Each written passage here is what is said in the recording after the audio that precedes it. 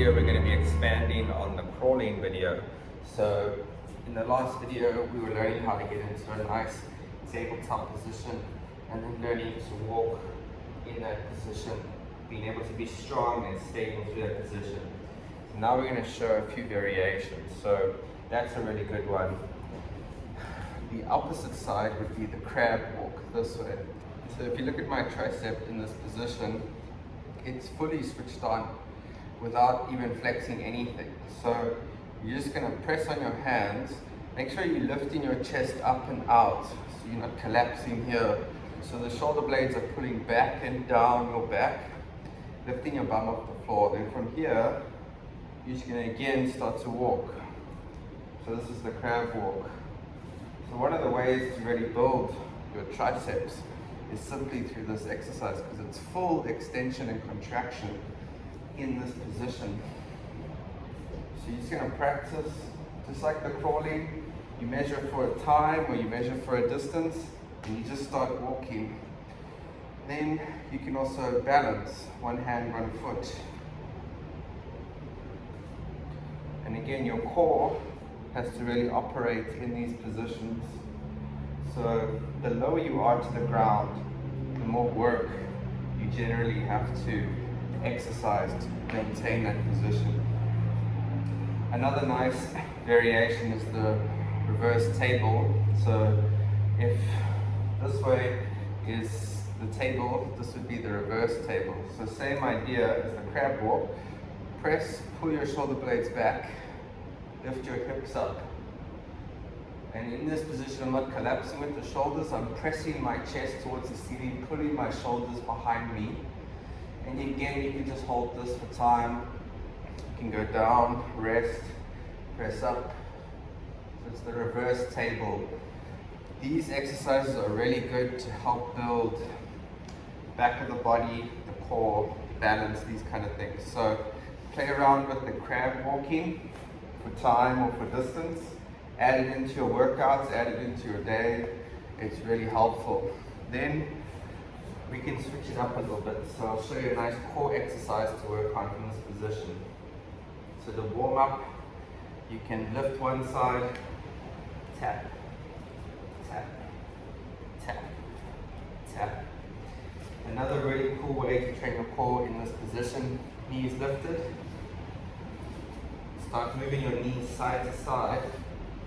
And you'll feel how much rotation, torque, and movement starts to happen in the lower core. It's a really nice way to end the workout, or even just make it the whole workout.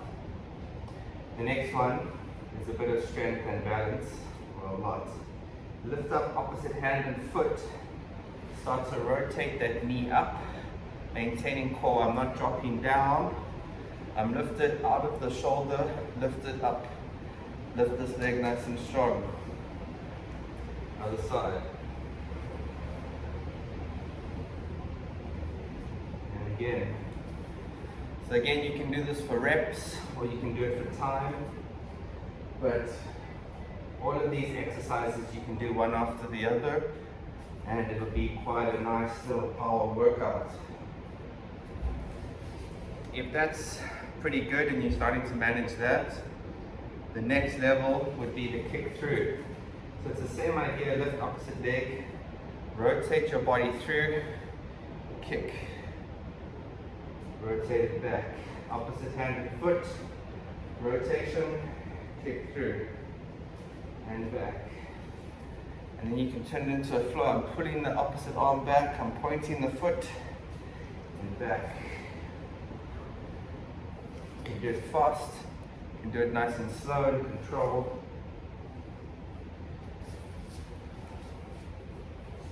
And then you have it. So a lot of these movements, it's best in the beginning to start moving slowly.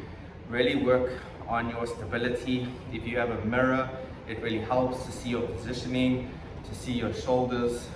Don't let yourself sink into positions. Start to work on those core and those muscles and really learn to breathe through these positions. When you're crawling, don't just rush it. Learn to breathe.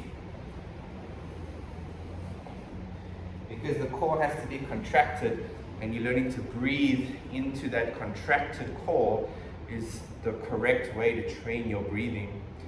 One of the correct ways to train your breathing, because if you can't make a stable core, energy is going to leak out. That's why before you do a heavy squat, you must be on strong, because if your core leaks energy, you're going to break. So learn to breathe in those contracted positions. Learn to hold the contracted position without lots of tension, with the breath flowing smoothly. Learn to be able to support your body weight through various planes of motion and directions. Learn to be able to master moving on the floor with ease. And that way, you will be able to move through life with ease as well. Because if anything happens and you need to fall or to move, you have the strength and the ability to support that. So for beginners, test out your ability. Start incorporating it every single day. If you do 1 minute every day, very quickly you build a lot of strength, because it's quite a challenge.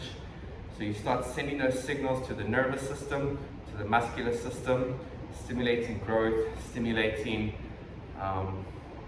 new pathways of movement, new patterns of movement. And this is the basics. This is really what it's about.